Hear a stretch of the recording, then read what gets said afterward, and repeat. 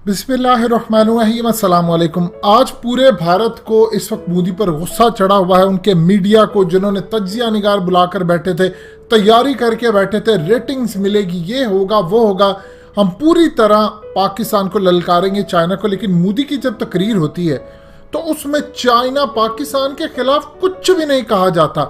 अब आपको जो हकीकत टीवी बताने जा रहा है, जो चाइना ने भारत को दी है धमकियां, इसके बाद आपको अंदाजा होगा कि आखिर क्या वजह है कि मोदी के मुंह से चाइना का नाम नहीं निकलता। सोचिए कि मोदी की तकरीर के बाद इतना स्ट्रांग रिएक्शन आया कि उन्होंने अभी तक एक लफ्ज नहीं कहा।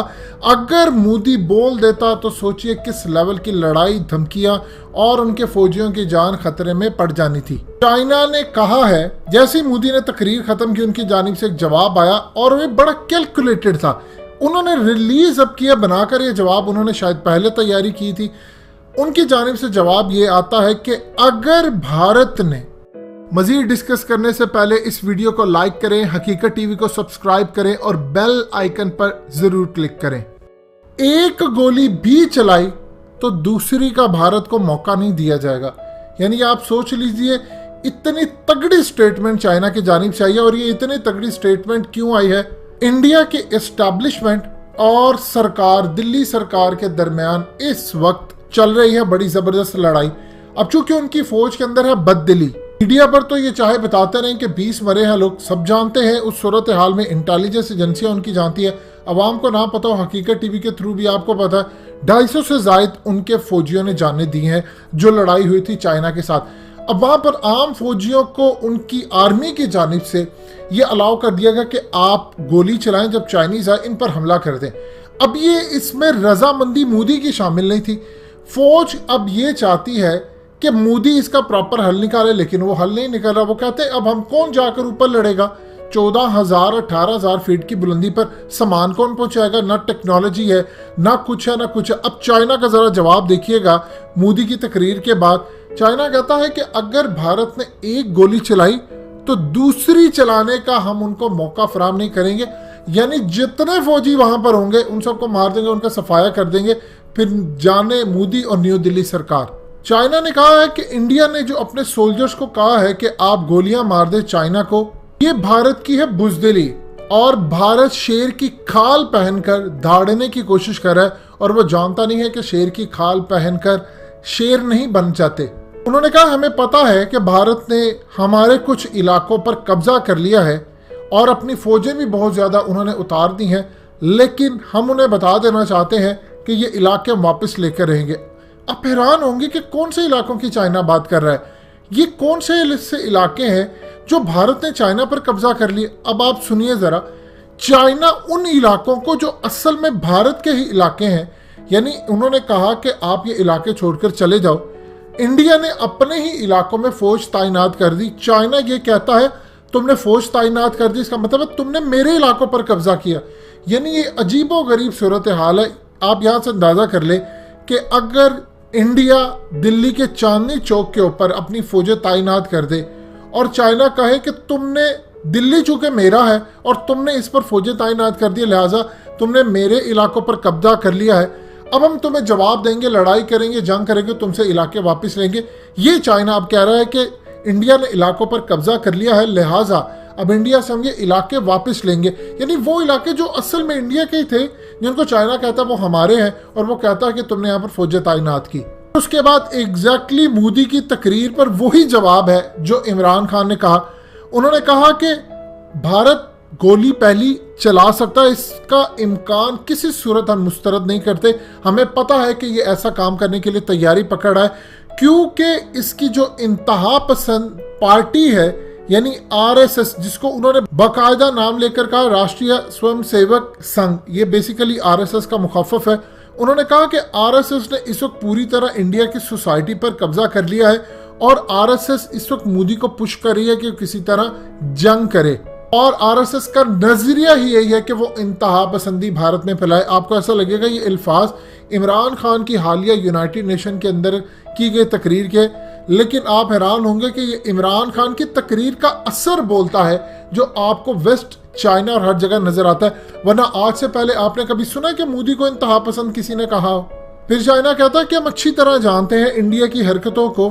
जब सिचुएशन इंडिया की फेवर में होती है तो ये पूरी कोशिश करता है कि बातचीत के जरिए मसला कोई हल हो जाए, लेकिन जब उसकी ठुकाई हो रही होती है तो वो पूरी कोशिश करता है कि किसी तरह कोई जंग हो जाए और जंग के नतीजे में सारी डाइवर्ट अटेंशन हो जाए और दुनिया को पता चले क्योंकि हमारे काबू में कुछ नहीं आ रहा, लिहाजा हम जंग के जरिए ही मामला हल करें।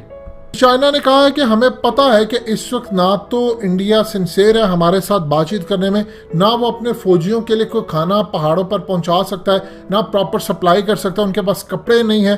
और इंडिया ने अगर किसी भी सूरत हमारे इस सूरत हाल के बाद गलती की एक गोली चलाने की तो दूसरी का मौका नहीं देंगे, और साथ जो बाकी पुची उनकी जितनी फोर्स है उसको वाइप आउट कर देंगे।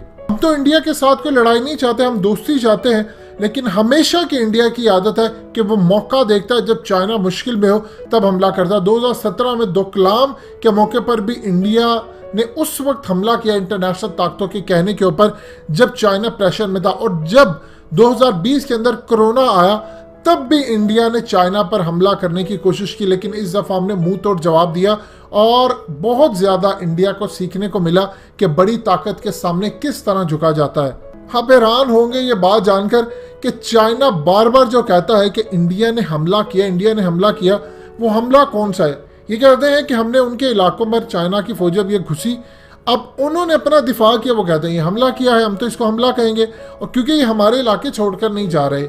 चाइना ने कहा हमें बड़ी अच्छी तरह पता है कि इंडिया को खदशा है कि किसी सूरत चाइना एशिया की ताकतवर तरीन पावर ना बन जाए, और अगर पावर बन जाएगी तो इंडिया कहीं नजर नहीं आएगा और ना इंडिया की कोई ताकत नजर आएगी। वो चाहते हैं कि किसी तरह हम चाइना को दबा ले, या इंडिया अमेरिका के साथ मिलकर इस खित्ते के अंदर लीडर एक दफा बन जाए, ये दूसरे लफ्जों में चौधरी बन जाए, और उसके बाद वो चाइना समेत हर किसी को दबा ले। ये हर किसी को आप समझ ले पाकिस्तान का इसमें सर फहरिस्त नाम है, और हर किसी को दबाने के बाद वो चाइना की तरक्की रोक ले। हम उसे बता देना चाहते हैं कि बहुत बड़ी गलत फहमी में जी रहे हो, अब तो तुम्हारी हालत ये हो चुकी है कि तुम अपने फौजियों की रखवाली नहीं कर सकते, चाइना के साथ लड़ना तो तुम्हारे बस की बात ही नहीं है। वक्त आ गया है कि हम इंडिया को सबक सिखाएं, क्योंकि आज अगर हमने इंडिया को सबक ना सिखाया और उसके साथ सख्ती से पेश ना आए तो मुस्तकबिल के अंदर ऐसी झड़पें बॉर्डर पर होती रहेंगी, और ये झड़पें भारत को तो नुकसान पहुंचाए ना पहुंचाए चाइना को पहुंचाएगी, क्योंकि हम दुनिया को लड़ाई का पैगाम नहीं देना चाहते। हम चाहते हैं हमारी तरक्की की राह में कोई ना जो आएगा हम उसको सबक सिखाएंगे। ये आप सोच लीजिए इस लेवल की गुफ्तगू और ये रिस्पॉन्स मोदी की उस तकरीर के बाद आता है जब मोदी के मुंह से एक लफ्ज चाइना का नहीं निकलता, सिर्फ इतनी बात निकलती है कि अगर इंडो पैसिफिक के अंदर हम किसी दूसरे मुल्क से दोस्ती करते हैं तो इसका ये मतलब नहीं है कि हम किसी मुल्क के खिलाफ है। ये क्या मतलब था? इसका मतलब था कि अगर हम अमेरिका के साथ जाते हैं तो इसका ये मतलब नहीं हम चाइना के खिलाफ है। नाम नहीं लिया। अब आप यहाँ से अंदाजा कर सकते हैं कि इस मोदी का क्या सत्यानाश किया है। इतना सत्यानाश कर दिया है, इमरान खान की तकरीरों ने भी किया, लेकिन चाइना ने फिजिकली तौर पर सत्यानाश किया। फर्क सिर्फ इतना है कि चाइना अमल करके दिखाता है, पाकिस्तान की तरफ से अमल जाता नहीं है, सिर्फ हमारी तरफ से ज़्यादा तकरीरें जाती हैं। तो कुल मिलाकर कम्बिनेशन अच्छा बन जाता है, और इस सूरत हाल में मोदी की हालत ये है। अब आप अंदाज़ा कर लीजिए कि किस लेवल पर बात हो रही है कि मोदी के मुंह से एक लफ्ज़ नहीं निकला। दोस्तों, हकीकत टीवी को सब्सक्राइब करना मत भूलिए, वीडियो को लाइक करें, शेयर करें और कमेंट सेक्शन में अपनी राय का इजहार ज़रूर करें।